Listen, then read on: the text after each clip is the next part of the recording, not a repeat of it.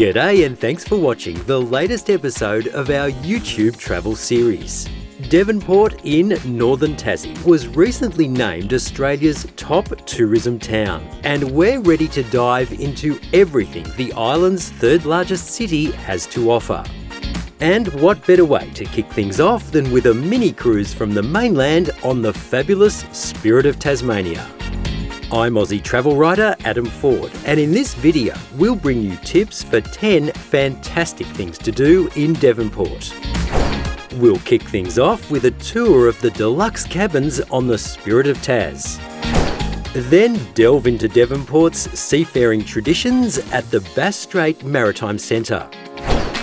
Ride the rails at the historic Don River Railway. Meet the little penguins of Lillico Beach. Spend some quality Tuscan time at La Villa Wines.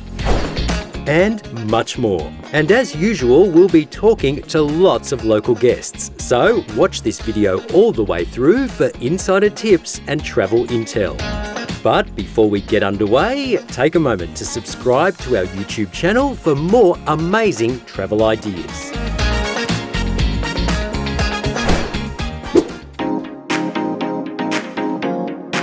We're boarding the Spirit of Tasmania at its purpose-built terminal in the Victorian city of Geelong for our overnight crossing to Devonport.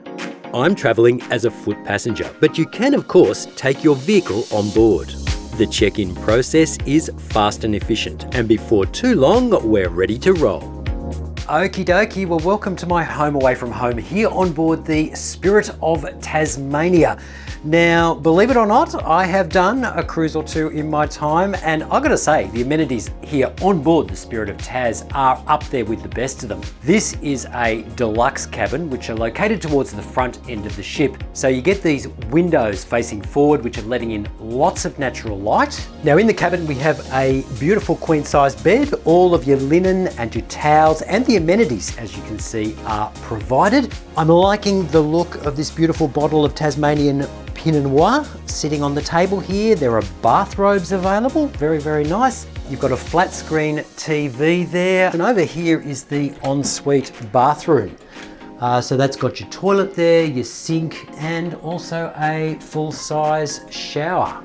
Temperature control, should you need it. Wow, all in all, very, very comfortable. But before we get too comfortable, let's go and have a look around the ship. The Spirit of Tasmania offers a range of amenities, including a tourism hub, a number of licensed lounge areas, a library, a kids' play area, 2 cinemas, and the cafeteria-style Tasmanian market kitchen, which serves a selection of hot dishes and fresh salads. Dinner taken care of, it's time to turn in. Devonport, here we come.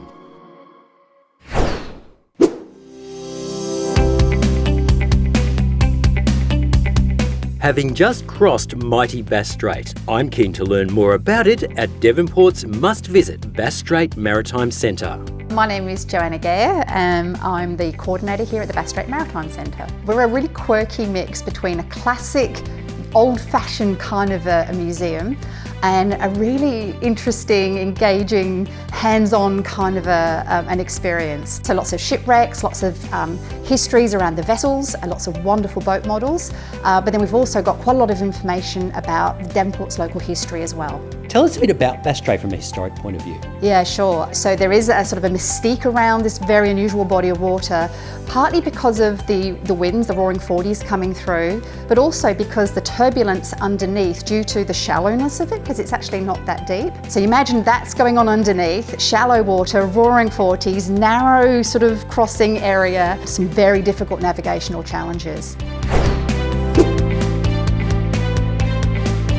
Following a hot tip from Joanna, we jump straight on Devonport's coastal pathway, which runs past the Maritime Centre and loops around to Mersey Bluff.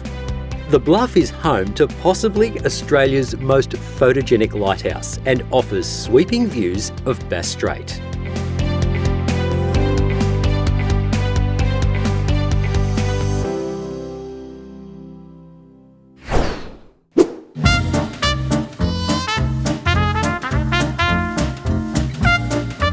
Now, it's not all about maritime history in Devonport. The golden age of rail is also well represented. Alrighty, now I am a train spotter from way back, so I've been looking forward to my visit to the Don River Railway here on the edge of Devonport. Now, just to bring you up to speed, there are no commercial passenger rail services in Tasmania any longer. They ended back in the 1970s.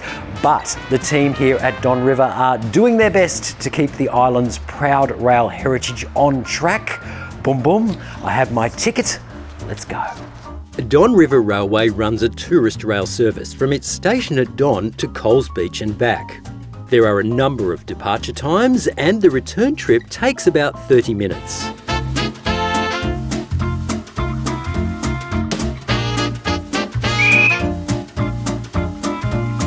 What's really impressive about this operation is that it's almost entirely volunteer run. Now that's what I call a labour of love.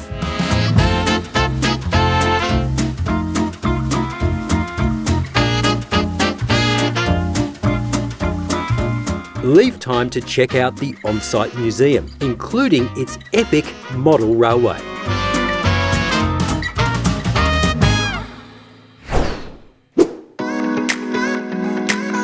Everyone loves a little penguin, right? So head for the Lillico Beach penguin viewing platform, just a short drive from Devonport.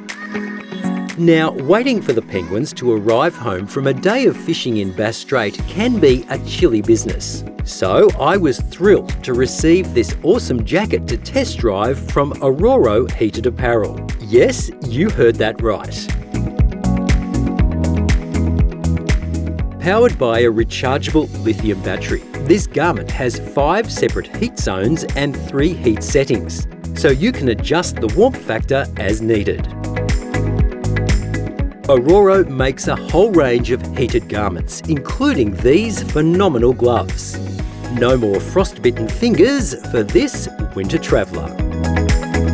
The viewing platform is staffed each evening in peak season by a knowledgeable volunteer from the Friends of Lillico Penguins. And before too long, we spot the evening's first arrivals.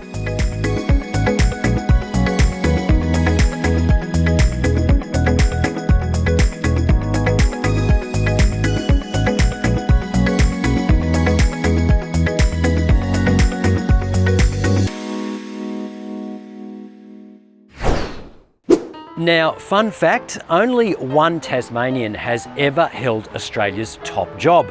Joseph Lyons served as the country's 10th Prime Minister from 1932 through to 1939. Very sadly, died from a heart attack while in office. And today, the Lyons family's modest Devonport home is managed by the National Trust and open to the public. And it is a fascinating step back in time. Home Hill can only be visited on a guided tour, which runs for about 90 minutes. It's a time capsule like no other and is packed with historical highlights. Property manager Anne took some time out between tours to tell me more about the house and 2 of its most popular rooms, the library and Lyons office. This house is amazing. Joe met Enid, his wife, when she was quite young. She was 17, he was 35 when they married. They then built the house here. So Enid chose the plans for the house. They lived here till both of them died. And yeah, it's part of their legacy.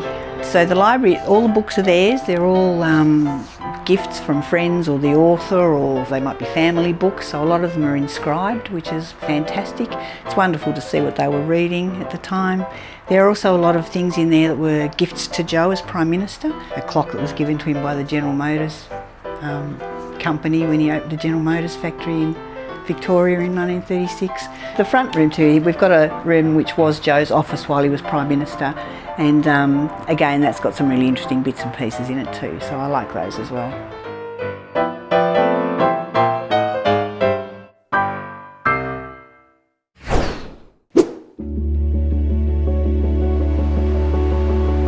One of the must-sees at the Bass Strait Maritime Centre is the special exhibition on the first Tasmanians' connection to water.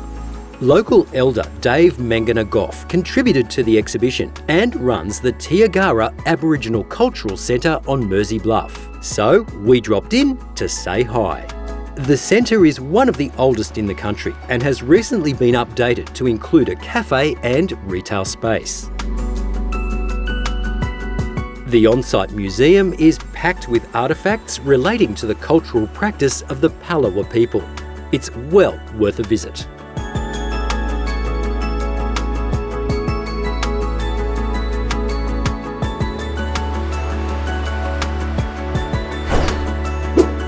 Those looking to escape the hustle and bustle of Devonport for an hour or two should make a beeline for the Tasmanian Arboretum.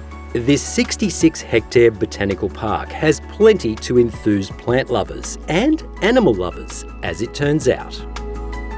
Wow, the Tasmanian Arboretum, absolutely spectacular. And it's just a 30-minute drive south of Devonport, so a nice easy trip.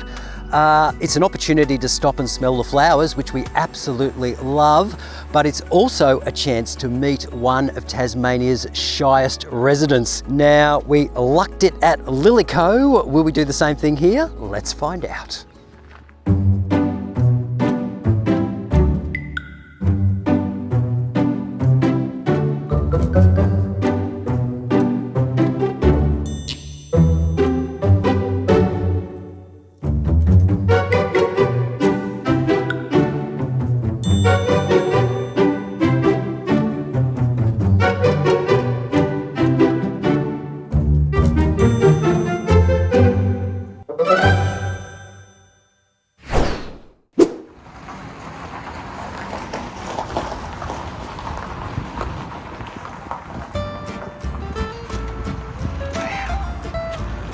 I did not expect this. Gosh. Situated just a 10-minute drive south of Devonport, stunning La Villa Wines is run by Marcus and Gail Burns. And I asked former professional cyclist Marcus how this Tuscan fantasy came about. Gail and I lived in Italy back in the early 80s. I was cycling for an Italian team back then. And when we came home and it was time to build a home, we wanted to build a home reminiscent of the area where we lived in Italy, namely Emilia-Romagna. So we built it's called the Casa di Padroni, which is House of the Owner, which is usually situated in a horticultural, agricultural area. So you can walk inside in your boots and have lunch, then go back to work again. So that was the way we designed the property. Our business model, if you like, is focusing on the wine. We grow the mainstays, of course, Pinot Noir, Chardonnay, Pinot Gris. We've got a couple of wild ones like Nebbiolo and Sauvignon, just something a little bit different. And we just focus basically on doing tastings. We don't have a lot of staff, so Gail, my wife, runs the cellar door most of the time, and we welcome people to come in and maybe have a glass of wine and out on the vineyard, or if the weather's not so great, just under the portico. Can be quite an in-depth discussion about the wine, or it just might be about the weather and where their next visit may be. So it's all pretty casual and somewhat unstructured.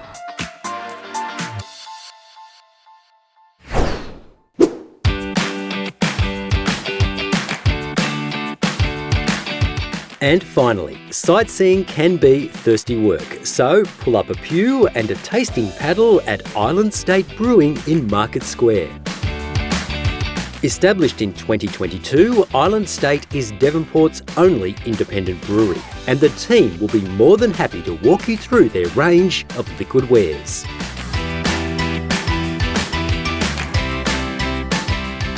For more ideas for great things to do in Devonport, just head to our website.